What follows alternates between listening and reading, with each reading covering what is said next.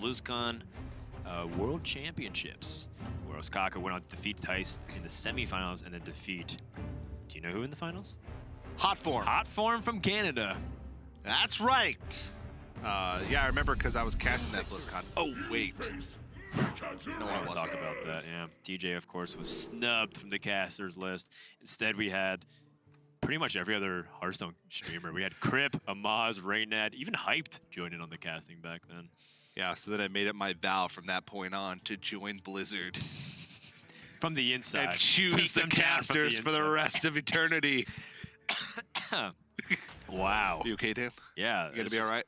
It just turns out that, you know, TJ joining Blizzard was a giant vendetta for him to take down Hearthstone casters one by one. We have turned our What really happened to Robert Wing, TJ? Tell me. Where'd you get that bow tie, Dan? That's another underground meme. Shout out to Rob Wing, by the way. Hope he's doing well. Ostkaka's going to play Control Priest up against Even Warlock. This is a matchup that Even Warlock can struggle with if they don't have enough pressure early on, but that turn 3 Mountain Giant looks good for Thijs so far. The reason being is that Even Warlock can just get pinged down a lot. They love yo-yoing across that halfway, the 50-yard line, if you will. Going down to make a 4-mana 7/7. Going all the way up to the 30-yard, 50-yard lines. But how do you break it up into increments of? It's a half. Your half life. So you get 7/7. So 16 would be the 13 point or the 53.75 yard line. Yeah. Okay. I like to float repeating, of course. I like to float around the 14 health range, so I have a little wiggle room, which is the 46.25 yard lines. That's strictly suboptimal. Yeah. So Thijs already has his threat checked. In fact, he's staring at a bigger threat on the opposite side that is not conveniently answered. He could Spellbreaker his own minion trade. He can Spellbreaker the 8/4. He could also... That's pretty much it. Yeah, I was like, he could also see if he could Hellfire and die. Well, I was saying that he could also, like, you know, be a little bit more passive, but just like playing a 4/4 of some kind. Yeah. Oh, the ballsy play. I've been seeing Thijs take a lot of big-time risks these days. Yeah. And, you know, I think it's been leading to some high-risk, high-reward scenarios that's helped him go really deep in some tournaments. And I think, you know, that kind of risk-taking is often what sets apart some players from others. Because I know a lot of people, it's a lot easier to cave into the safety, you know, the mindset of like, oh, I need to be really cautious here, like trade, blah, blah. Like, Thijs has no fear. And maybe that's has some correlation with why he's the highest earner in Hearthstone. Well, I'm by no means a Hearthstone coach, which is weird because that's like sort of a job title that casters have. But I always thought it's best to learn Hearthstone by taking the riskiest plays, because if you don't take risks, you'll never know what punishes you. You'll never know what games could have been won if you had taken those risks. Yeah. Mark Twain once wrote, I'd rather have lost love than never have loved at all. Damn, we're not talking about love. Well, we're talking about Hearthstone, and I love Hearthstone. Whoa. I'd rather have not top deck than crap. I don't know. Something profound and poetic. Yeah. I'm a big fan of Mark Twain. You are not. Loved him as the Incredible Hulk. What? Not even close.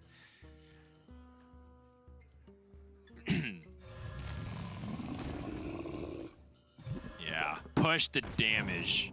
Double Mountain Giant, and it's the turn before the Psychic Scream. Is there Mass Hysteria in Ostkaka's deck list? And that heal gambit is not paying off for Ostkaka, because if it was a little bit lower health, actually, I don't know. If it was lower health, it'd still be at 5, and you couldn't clear it with Dustbreaker. Does Ostkaka heal the 8/7 again? To draw a card? What could he even draw?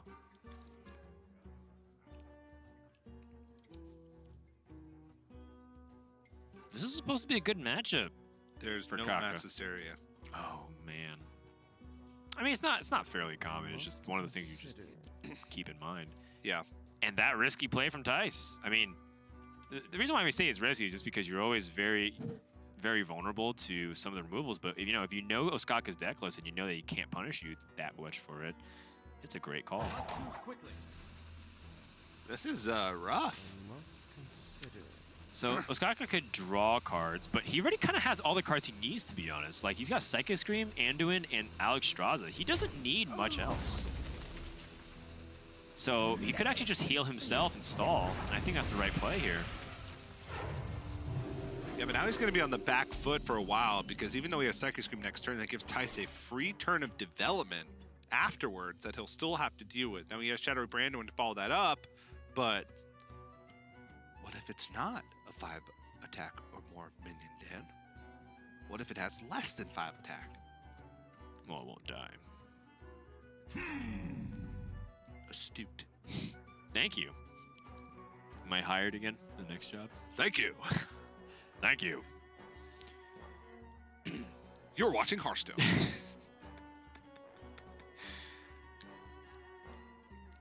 I think we've hit our inside joke quota for the day, TJ. Please.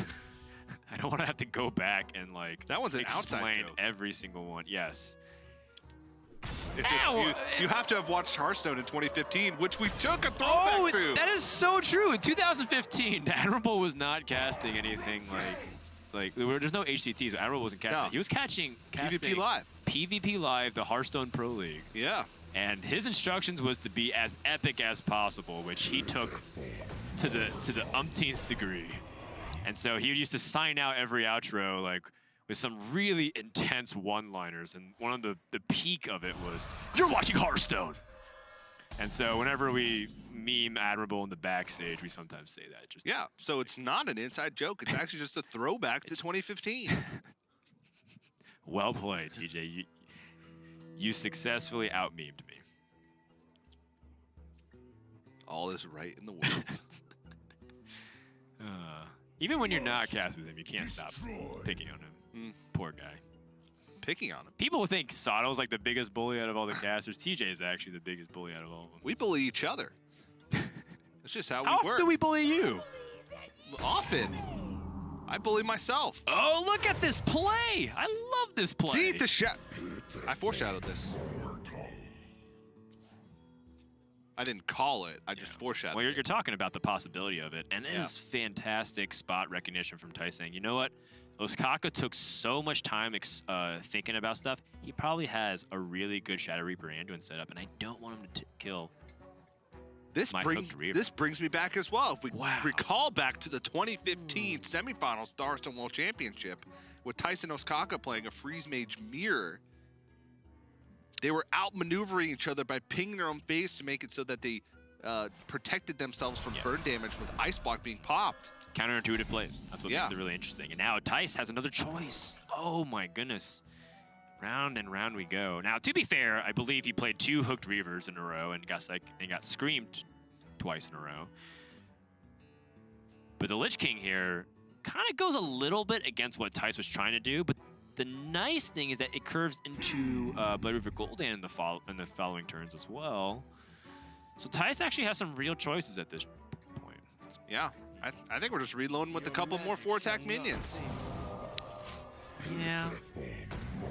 It's definitely not nearly as powerful, though, because now Ostkaka has access to Alexstrasza. Yeah, but Alexstrasza presents an awkward situation because Theis can just push face damage again, play Lich King, and then if Ostkaka plays Shadowy Branduin, it kills off his own Alexstrasza, which cuts off some of the value of it. True. But also consider this. Ostkaka has double Mind Blast, so if he sets up some kind of Shadowy Branduin play and is able to clear things, he should also be able to wrap up the game soon. That's why Theis hasn't been life tapping. He's one step ahead.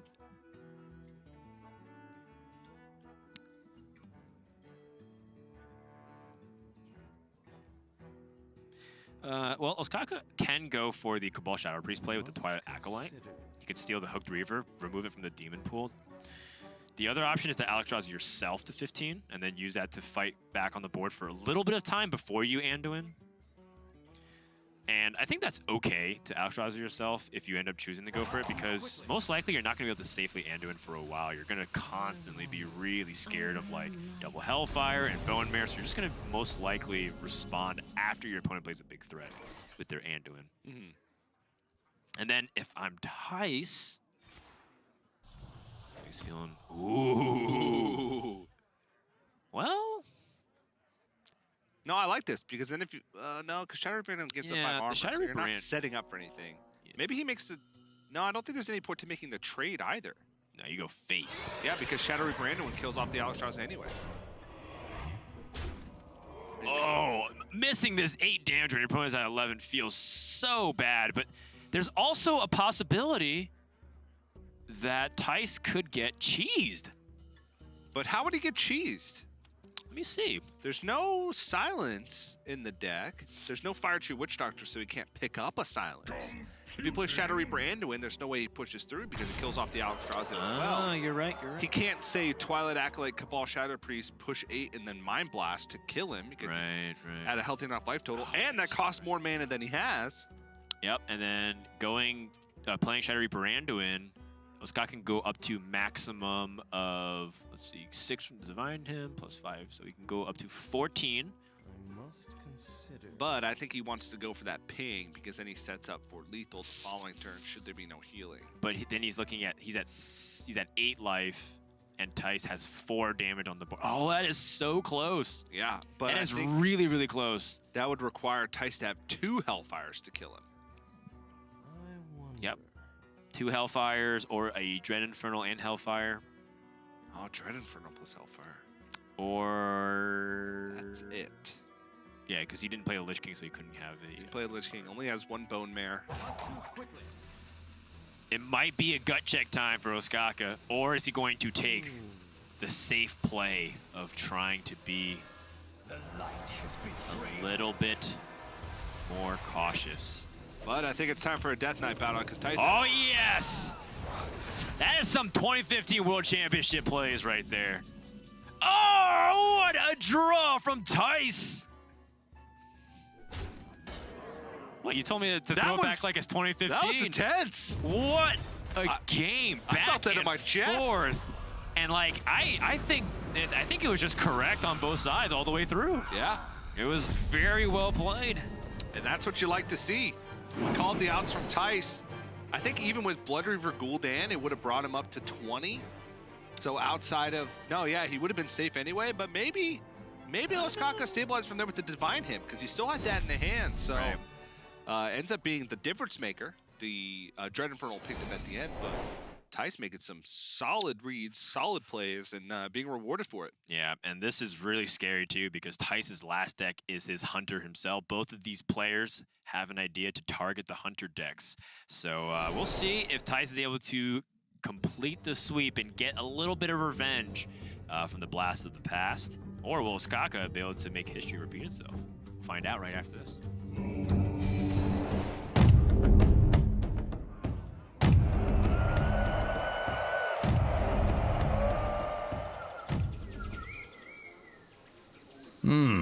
Tickets sold out days ago.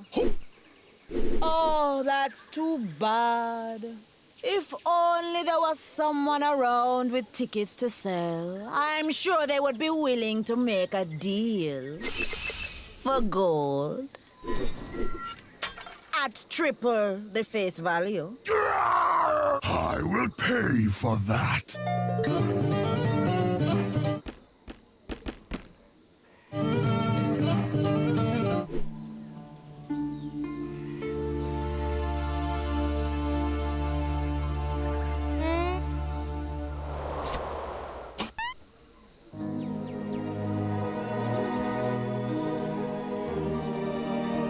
For justice.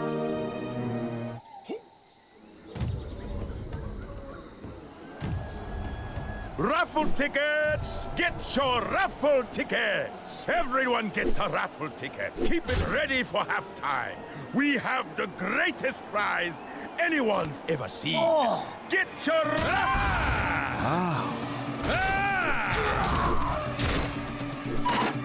For justice! For justice! For justice! For justice! Wow.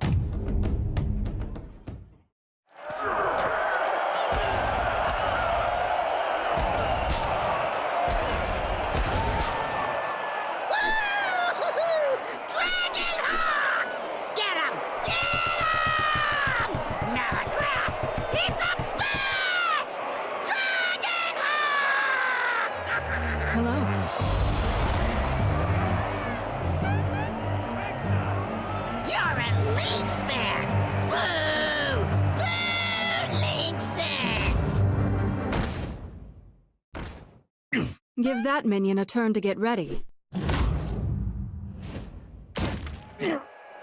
Oh, where's your huffer? I'll take you on! Dragon Hawks forever!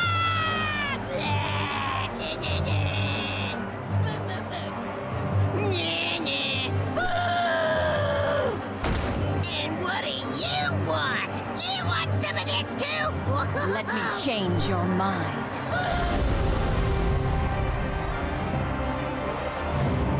Woohoo!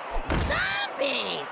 Go, one zombie! Get these stupid dragon hawks off my field! Get them the heck out of here! And the lynxes are still back! Greetings. Boo, lynxes! Greetings.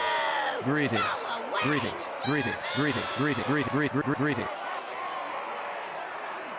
Boo! Thijs is currently up 2-0 over Ostkaka, and a win here will continue to push his run through the last playoff season. And what a story it would be if Thijs would be able to continue to maybe even yet another championship. Would just be fantastic to watch. In the meantime, Ostkaka's been transitioning himself back into competitive Hearthstone, easing it in. You know, first to start off with a tour stop here and there, then it's like maybe a ladder finish here or there, and now all of a sudden it's just back straight into the playoffs atmosphere. It's a big leap. Playoffs is a tough beast. I think it's you know, if I could be a little campy here, it's like kind of a really good showing of what Hearthstone's about, TJ. You're always welcome back, no matter how far you travel. But Shut up, Dan. you know, in all seriousness, you know, because that was definitely very cheesy. You know, like it's one of those things where just Ostkaka took a very long break and pursued his own personal interests, and then he was like, "Yeah, like Hearthstone's really fun. Just come back and after a while, take a break. Game's very different when you don't play for like a year and a half." Yeah, but a lot of those skills just stay with you, right? The ability to read a meta, the ability to just play at a high level. Oh yeah. It sticks with you. So it kind of feels like at some point, if the game becomes interesting enough to you again, it's like you're getting to reuse old skills, which is always fun.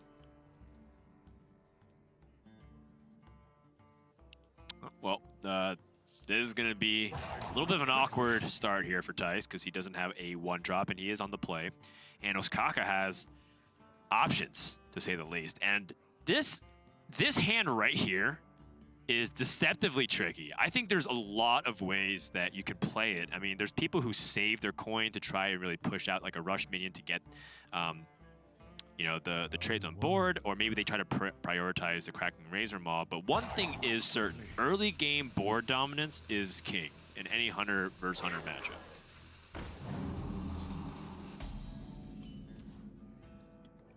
Yeah, it might be a little more swing now than it once was, but actually no, I take that back because nobody's really running Unleash the Hounds. Mm-hmm. So now here's like an option. Do you utilize the coin now? Because it's not like you're exactly coining for anything amazing, and then like you know, a 3-drop, or you're not coining into like some kind of Hymen like you did back in the old days. So now you have the opportunity to develop a 3-2 with the Cracking Razor Maw and use the coin for a Candle Shot or a Lynx as a backup. And all these options are pretty good. Living Spores increases the power on the board. Poisonous just is a very clean snipe and you can save your coin. And then Divine Shield keeps the beast on the board, but it's probably the weakest overall. Yeah, but as you mentioned, board control is the name of the game, so getting just more stuff on the board, more attacks, very valuable. And Thijs has access to one of the best cards currently in Hunter, which is Caster's Call. Do it, TJ. No. Well, we'll revisit that again sometime later. But the problem is he gives up so much tempo. Master's Call is fantastic as like a late game option. And, you know, honestly, it's still great on turn 3 against slower decks. Against another Hunter who already has 5 power on the board. Oh, man. I mean, if I'm Thijs, I might even be tempted to just start removing the board right now, like with Kill Command on the 3-2, just to stop taking damage. Because the thing is, you don't know if you can guarantee that 3-2 to not hit one more time after this turn. Oh, but the Spring Paw pickup, very nice. With his own Crackling Razor Maw. There's actually just not that many beasts to hit. Well, there's like, you know, the Tundra Rhino, there's the Scavenging Hyena. So it's like, there's a possibility that Tice would have Subject missed. 9. And Subject 9. You could have missed and just hit a little bit more expensive minions. Wind Fury. Look at my speed. That is going to be a lot of damage coming in. And Tice is in big trouble. Hold on to the Lynx. I mean, this is kind of an argument that I was talking about. Like, do you want to kill command preemptively to stop the damage? But, I mean, I don't blame Tice for his logic. He wanted to invest the mana now so he'd have more options for a play in the following turn. So if he takes Volcanic Might, he can use the other links to trade in. If he takes Divine Shield, it's about the same. He's left with a 1/1. Actually, it's worse because... Yeah, Poisonous and He needs to +1/+1 take- are pretty much the same. Yeah. I'm trying to like rationalize, like, can you justify taking a Divine Shield? But I don't think so. Probably want to get that Dire Mole developed onto the board. Lynx has Rush, so you could always use it immediately when you need to have it for that 1 damage impact. But the Dire Mole needs the turn to get set up.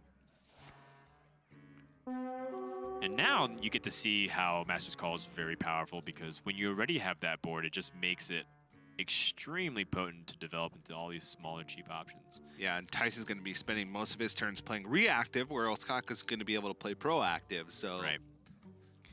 So if I'm Ostkaka, I'm not that worried about Spellstone. My opponent has not even played a secret yet. What's the worst possible play outside of that? If let's say Ostkaka kills off this Cracking Razor Maul, does he have to trade into his Dire Maul? Can he push 3 damage? I guess he loses his plant. plants Worth thinking are about. important, Dan. It's worth thinking about, and I think he's thinking about it right now too. If he does,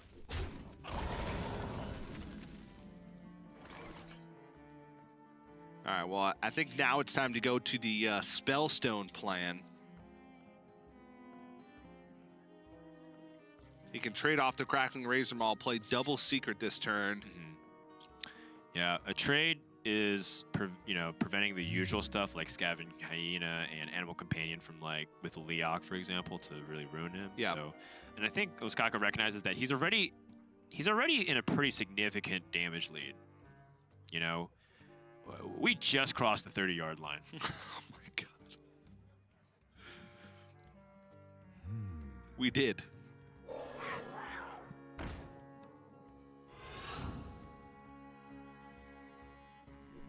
Tice may have to settle for a field goal here. Yeah, well, as long as he doesn't get the kicker for the Bears, he would be all right. Oh, some production crew are wincing. They must have made the wrong bet. Go Eagles! Oh, they are pissed. Oh, I better run. All right. I'm not going to protect you, Dan. I can't move very fast in these suspenders. Whew. That was a little nugget for all the sports ball fans out there. Sports ball! All right, well, it's Freezing Trap and it's Wandering Monster. The Freezing Trap is a little interesting for, like, how does Ostkaka play. I don't think he'll ever truly read into it unless he can make a... Okay, actually, if he sees this as Freezing Trap, then he should know Spellstone's coming up next, because you never want to Freezing Trap into, say, like, you know, a plant 1/1. That just does nothing. Yeah. And you know that the minion has a high likelihood of being removed. So if you know Spellstone's coming down, maybe you set up, like, the Tundra Rhino preemptively so that you can just, like, play beasts. But you don't even have that many beasts. You have the Spring Paw and the Lynx, which already have Rush. Yeah. This is a little awkward for Ostkaka. Don't have charge, though. That's true. Charge is pretty important. Charge means that it can go face the turn that it's played, instead of just into a minion. But I think that's really his only play. What else is he gonna do?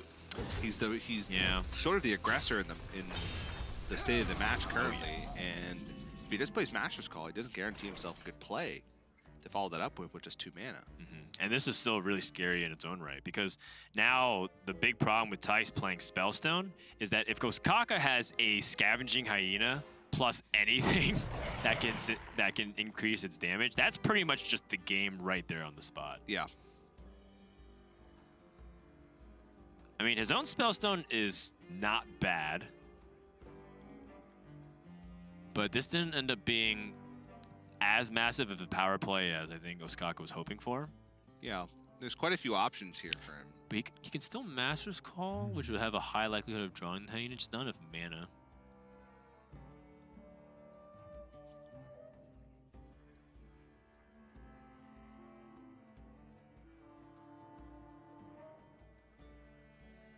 Hit me, TJ. What are we going to do? I don't know. You don't want to set up Deathstalker Rexar because I think you still want to hold on to the hero power because you want to push damage. I like all face here. Just force your opponent to trade. You have a Snake Trap up, and then you have Spellstone. Make it difficult for your opponent to figure out what they want to do. Also has Explosive Trap up as well, so ThijsNL just decides to go counter-aggressive, which wouldn't be very smart because Ostkaka has a big health lead. Then he could Deathstalker Rexar to clean up the board. Yeah. But that applies on both sides. Thijs gets to clear the board and Deathstalker Rexar. Goes up to 17. Oh. Oh, mama. It's so juicy. And now we all of a sudden going to be in a Deathstalker Rexar battle.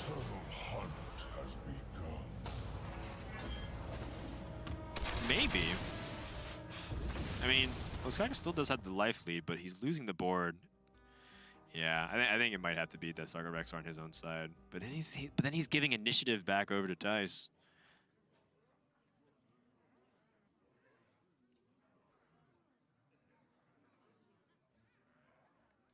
If Ostkaka just ends up playing Deathstalker Rexar, Thijs gets to make the first Zombies, and then Ostkaka's playing on the back foot for pretty much the rest of the game. And he also used one of his most powerful enders, right? He has one Tundra Rhino and he used it. Yeah, whereas Thijs still has his. Is there a tracking he can get that would change anything? Does he have, say, Unleash the Hounds? He does not. He does not, no. Deathstalker Rexar it is. Ostkaka does have the fully juiced Spellstone to be able to follow it up. So if Thijs invests a lot of mana into a big Zombies, then either he's not able to play it this turn or has to play Secrets. Ostkaka's going to take a big board advantage and still has a significant health lead. So Thijs draws his own Tundra Rhino, TJ. So are you thinking Master's Call Tundra Rhino? Or Trap Tundra Rhino. Or maybe, okay, hold on. Because if you Master's Call and you set up, then Tundra Rhino gets a lot stronger. So you might be right. Master's Call Tundra Rhino might be really good. Subject 9 itself is also very solid. Just gets a lot of the secrets out of your deck. Still a big body. Get the surprise of the Tundra Rhino as well. Yeah, it's out of range of Flanking Strike, although you do know Lynx is in the hand. And that 1 extra damage means that 4 health minions are very much within reach. 3 secrets. 2. Just 2. Now, what's interesting about this is Thijs went for a value play, and now Ostkaka, now initiative is over to him. What is he going to do with it? He has the ability to make a Zombies. He can also go very wide on the board with the Spellstones. But it's scary because when your opponent uses Master's Call, and they play Tundra Rhino and Scavenging Hyena, that's how you get counter-pushed, and that's how you lose. Yeah. Because he doesn't actually have a good contingency plan for that. So what he could end up doing is going for Zombies first to see if he can use it for a reactive play. So let's say he picks up the Bloat Bat plus a Vilebrute Skitterer. That's 9 mana. That allows him to answer a board. Another option for him is to simply extend as far onto the board as possible. And, you know, pony up, if you will.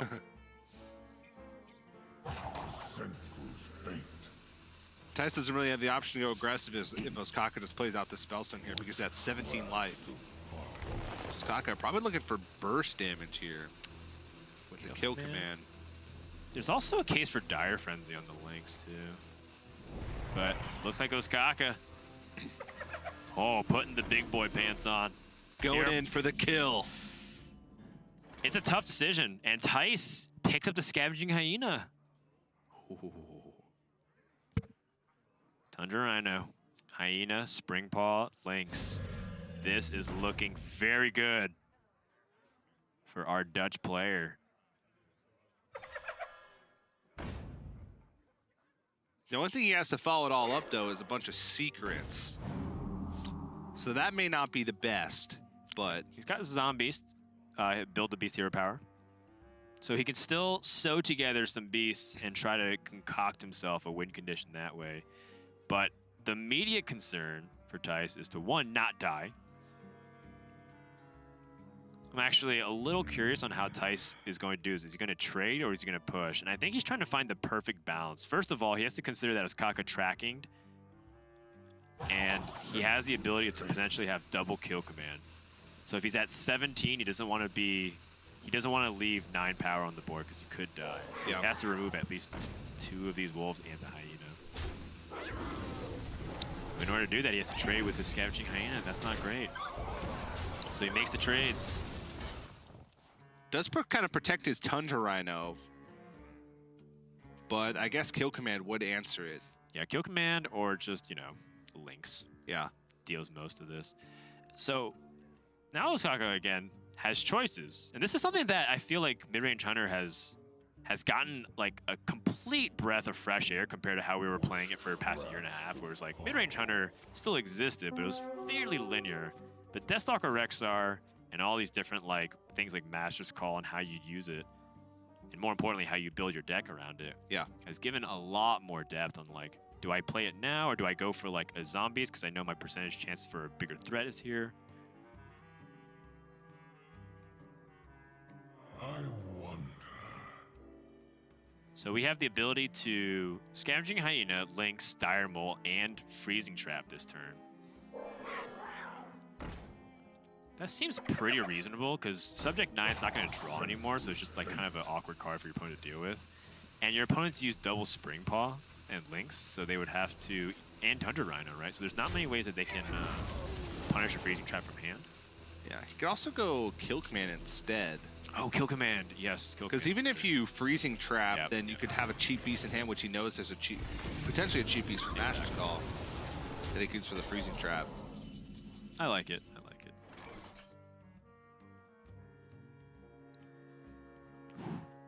This dance back and forth, TJ. Now this is 2015 Hearthstone. Yes, it is. It really is. Whereas like any wrong mistake in a mid-range hunter matchup can cost you the game.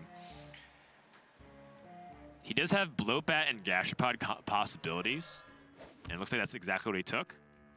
Yep. In fact, he can kill his own zombies with kill command on his Bloatbat if the situation calls for it. Whew. But since it has taunt and Ostkaka doesn't have any silences effects, naturally it would have to be something from Zombies. He's just going to play it out now to clear the board. Wait, Ostkaka did he play his Crackling Razor Maws yet? He played one. He's played one. I think he might have even played two. I know Thijs played it, so it's just like a little bit hard to keep track. But the point is he can also adapt, so that way the stays. Oh no, alive. he has played two. Yeah, I think he has. But if he picks up a Cracking Razor Maw,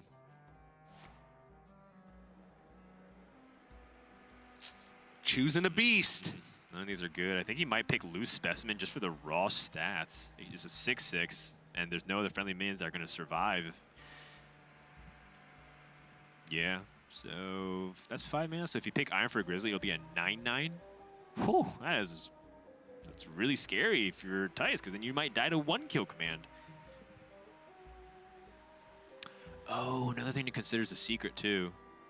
Thijs played Venom Strike Trap, and Ostkaka's seen a handful of traps, so he should be able to narrow it down to either this Snipe, Explosive, or Snake Trap. And I think Snake Trap or the Venom Strike Trap are the most likely. But he can't just not attack, because then everything he builds is going to die of the Bloatbat eventually. That's true. Unless he finds some way to silence it, but he'll just have to keep zombiesing over and over again and let the board tension build up. So what he could do is set up... Oh, yeah. I don't know, man. It's really complicated. I think trading and playing the giant Loose Specimen is probably his best bet. Except the Venom Strike Trap introduces a big problem to that. So that's the unfortunate side effect. He knew this was a possibility.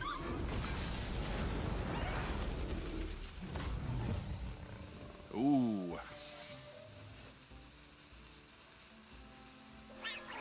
Ostkaka got the plant in just in time.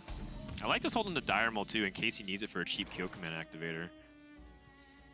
Thijs picks up a flanking strike. Ty's starting to get a pretty big resource advantage. He's one zombies behind, but he's got an opportunity to pick apart the board here. And if he gets a zombie that's impactful on the board this turn, ooh, Halazi. Halazi the Lynx. Does he have a beast on board already? He does. He does. He can adapt it too if he wanted to with Kraken Razor Maw. Halazi's great with stuff for Penguin as well. Yeah, because Halazi should just play more, and he did pick that. Mm-hmm. Allows him to test for the secret, which is freezing trap, so he'll be able to freeze one of the lynxes if that's the case. Yes. Even after that, he'll still be able to trade one in and favorably trade over the Leok with the Emperor Cobra.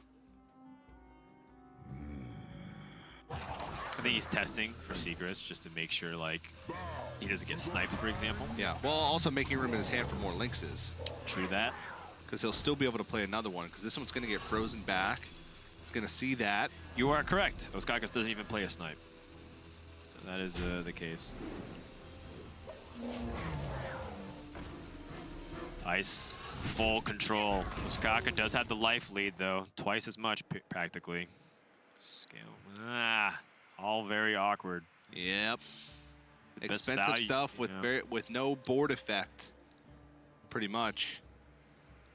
And again, so he's just gonna kind of have to play a big thing.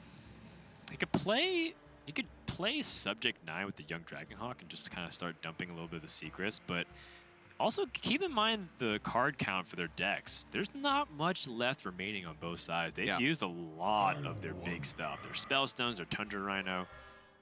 And, you know, you saw, like, Ostkaka, for example, pass over his Dire Frenzy. That helps him extend deep into the game. Yeah. But Thijs is going to take a big lead on board after this turn. Yeah, I think this might be a little bit too much for Ostkaka. Because even just Thijs' trades from here, from our perspective, we can see a trade with the Dire Maul, kill it with Poisonous, flanking strike the secret, and then you have still a ton of mana left over. He's also drawn a Spellstone now. So he can push in for the kill potentially over the next 2 turns. Oh man, it's been a while since I've seen Thijs this laser focused. He's gonna first test the secret, sees that it's a minion related one, which is Venom Strike Trap, and should narrow it down pretty much to simply that one. Yep. If it's Snake or if it's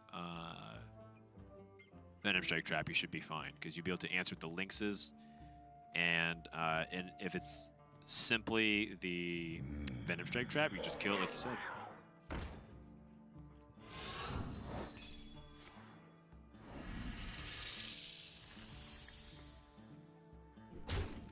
Well, I think I honestly want to unload a Spellstone here. Yeah, that's not too bad of an idea because every minion's around the same power anyways. Yeah. And the Emperor Cobra does not line up very good statistically against all of them. So going for a big, wide Spellstone, I like it. Yeah, he puts more power on the board, double kill command in hand. Ostkaka needs basically a Blowbat out here, and he can't even get the rush Blowbat. Okay, Cave Hydra. Skitterer. Okay, that takes... He wants a Swamp Leech. Yeah, but he needs to clear off this board. Yeah, if he had that rush, if he had the Vicious Scale Hide, almost a completely different game once again, because then Thijs has all his burn and finish. And this zombie should be able to clean up most of what Thijs has. Thijs has 4 damage remain plus 2 kill commands. Oh, also interesting to note that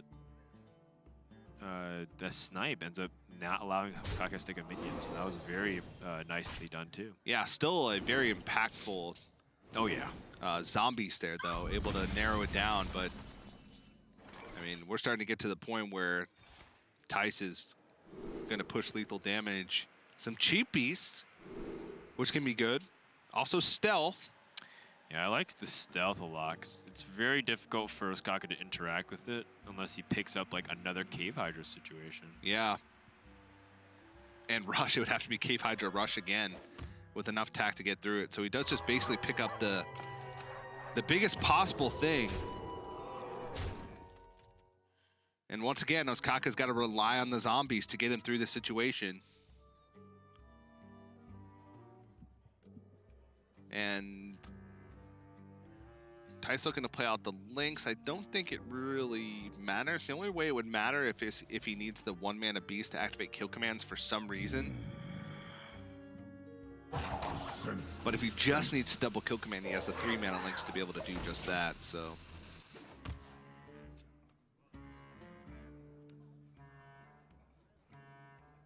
Is there light at the end of the tunnel here for Ostkaka? Depends what's in that button. Yeah, he has enough mana to hero power and still do stuff, but if he wants to like flanking strike and play the Spellstone, he needs to do that now. Plated Beetle's not bad. Ooh, but no rush. Yeah. So he could Plated Beetle and Young Dragonhawk. That gives him 5 mana remaining. He can flanking strike. And I think that's death here for Ostkaka, unless he just plays his big zombies that has taunt. I still think it does. Yeah, very reasonable play here, but with double kill command, Thijs already getting the fist pump.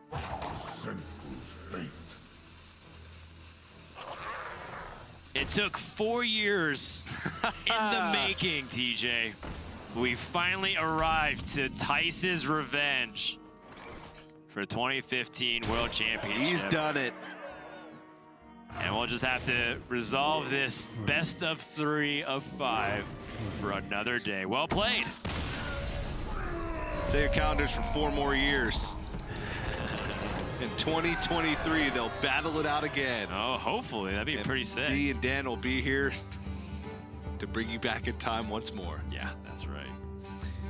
Wow, what a fun series. Yes, it was 3-0, but you just gotta stick it to these players. Both had really cool plays back and forth, and in terms of the 3-0s that you usually see, this was definitely one of the tighter ones. Yeah, and just solid play all around too. You could see both players accounting for almost every possibility, and two of the highest level players. Absolutely. In Europe and in the world as well, and judging by their performances in the past. Ostkaka's been out of it for a while, but he's still on point. He's still on he point. Should not be. There's probably 1 or 2 things he probably could pick out himself because he's very critical of his own play, as many great players are. But just from our basic eye test, it seems like he is very much back at that caliber. Yeah. Maybe if he practices a little bit more, he can even squeeze out for sure percentage points. That does it for us in round 4, but we're gonna have a lot more coverage, and if you guys want to follow along with us, there's a bracket going around in chat. TJ, I'm pretty much done for the day, so am I. You're done for the day. You're not doing the post show? Nope. All right, well, TJ and I are signing off. Derek and Raven will be putting you guys in great hands. And once again, a big shout out to Thijs and Ostkaka for a fantastic series as Thijs takes the series 3-0.